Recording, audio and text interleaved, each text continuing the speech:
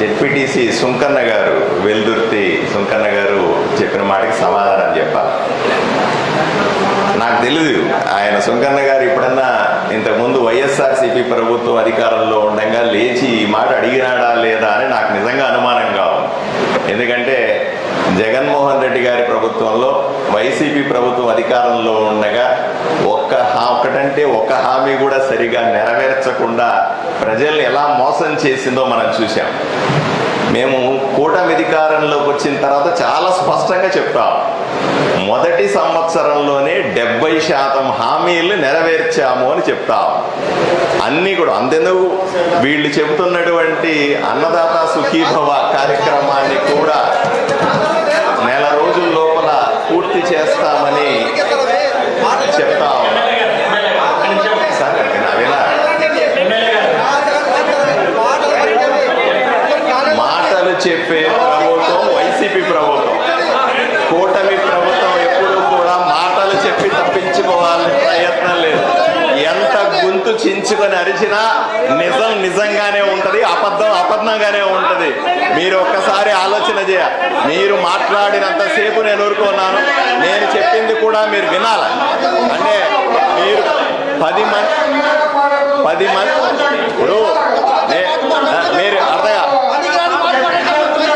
నేను ఒకటి ఆలోచన చేయాలి. అధ్యక్ష ఇప్పుడు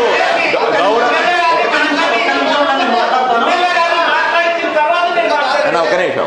ఇప్పుడు అధ్యక్ష గౌరవ జెడ్పీటీసీ సభ్యులు ఆరోపణ చేశారు కాబట్టి నేను దానికి వివరణ ఇచ్చుకోవాల్సిన బాధ్యత కూటమి ఎమ్మెల్యే మీద ఉంటుంది. స్పష్టంగా ఆయన తప్పుడు సమాచారం ఇస్తా ఉన్నాడు ప్రజలకి. తప్పుడు సమాచారాన్ని ఒప్పుకునే పరిస్థితుల్లో కూటమి నాయకులు ఉండరు.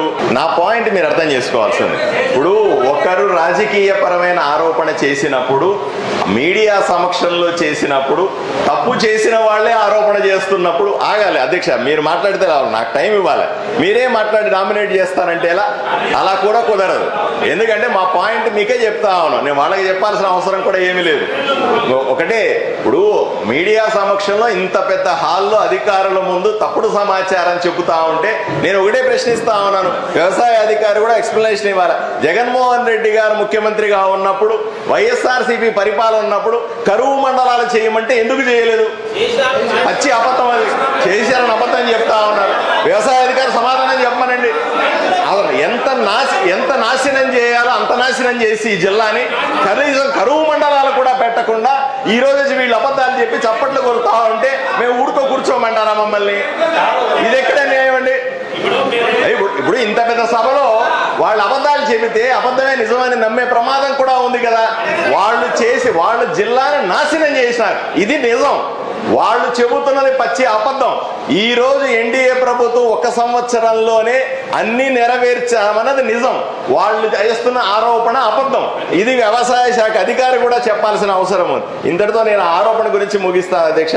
నేను మిగతా విషయాలు మాట్లాడాల్సింది, ఎందుకంటే ఆయన నన్ను టెంప్ట్ చేశాడు లేపి మాట్లాడాల్సిన తప్పని పరిస్థితిలో.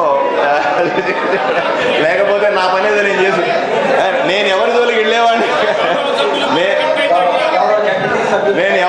వెళ్ళేవాడిని కాదు, నా జోలికి వస్తే వదిలేవాడిని కాదు. ఆ క్లారిటీ ఉండాలి.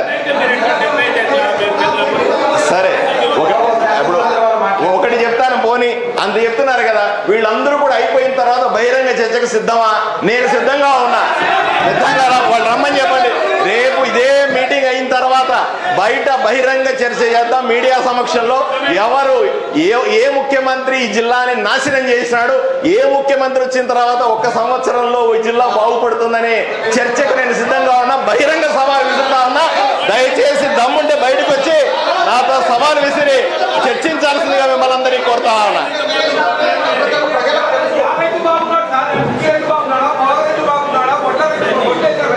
వాళ్ళందరినీ బాగు చేయడానికే కదా మేము ఉంటా.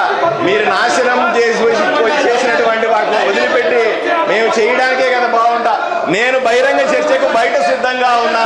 వీళ్ళు సిద్ధంగా ఉంటే బయటికి రమ్మనండి. మిగతా విషయాలు నేను మాట్లాడతా.